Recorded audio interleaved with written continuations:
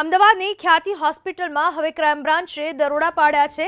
હોસ્પિટલમાં 6 ટીમોએ શરૂ કર્યું સર્ચ ઓપરેશન। કેટલાક મહત્વના દસ્તાવેજો અને ફાઇલ જપ્ત કરવામાં આવી। ઇલેક્ટ્રોનિક પુરાવા સહિતનો રેકોર્ડ પણ જપ્ત કરાયો।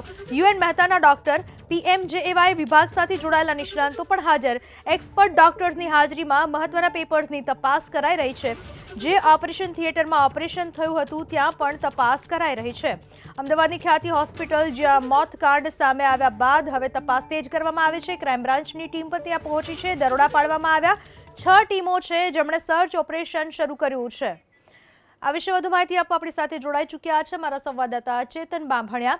ચેતન, ક્યારે આ ટીમે કઈ રીતનું સર્ચ ઓપરેશન શરૂ કર્યું છે? અત્યાર સુધીમાં આ ચેકિંગ દરમિયાન શું સામે આવ્યું છે? ખ્યાતિ હોસ્પિટલ હત્યાકાંડમાં અત્યારે ક્રાઇમ બ્રાન્ચની ટીમે ખ્યાતિ હોસ્પિટલમાં દરોડા પાડ્યા છે અને આ દરોડાની કાર્યવાહી હાલ શરૂ છે। હું આપણા દ્રશ્યમાં બતાવવા માંગીશ કે હાલમાં જે તો આપ જોઈ શકો છો દ્રશ્યમાં પણ ખ્યાતિ હોસ્પિટલમાં ચેકિંગ હાથ ધરવામાં આવ્યું છે અને જે પણ જવાબદારો છે તેમની સામે કડક પગલાં લેવાની માંગ પણ કરવામાં આવી રહી છે। 6 ટીમો છે કે જેમણે ત્યાં ચેકિંગ શરૂ કરી દીધું છે। દરોડા પાડવામાં આવ્યા છે। 1 કલાકથી ક્રાઇમ બ્રાન્ચની ટીમ સોનોગ્રાફી રૂમની અંદર હાલમાં તપાસ કરી રહી છે। અધિકારીઓ જે સોનોગ્રાફી મશીન છે તેનું ચેકિંગ કરી રહ્યા છે।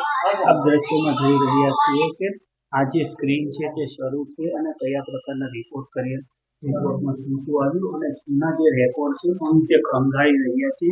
આ ખ્યાતિ હોસ્પિટલનો સોનોગ્રાફી રૂમ છે અને સોનોગ્રાફી રૂમની અંદર હાલ ક્રાઇમ બ્રાન્ચ ટીમના જે અધિકારીઓ છે તે અહીં તપાસ કરી રહ્યા છે અને તેમને ઇલેક્ટ્રોનિક ઉપકરણો અને જે દર્દી સંબંધિત જે ડેટાઓ હશે એની 4 મોટી પોથીઓ તે પણ જપ્ત કરી છે અને આ પોથીઓ ઉપરાંત બોક્સ ભરીને અન્ય ડોક્યુમેન્ટ પણ જપ્ત કર્યા છે। આગળના દિવસોમાં જોવું એ રહ્યું કે ક્રાઇમ બ્રાન્ચની તપાસમાં શું બહાર આવે છે તથ્ય ઉપરાંત જે ફરાર અધિકારીઓ છે। ચેતન, આભાર આપનો તમામ માહિતી બદલ।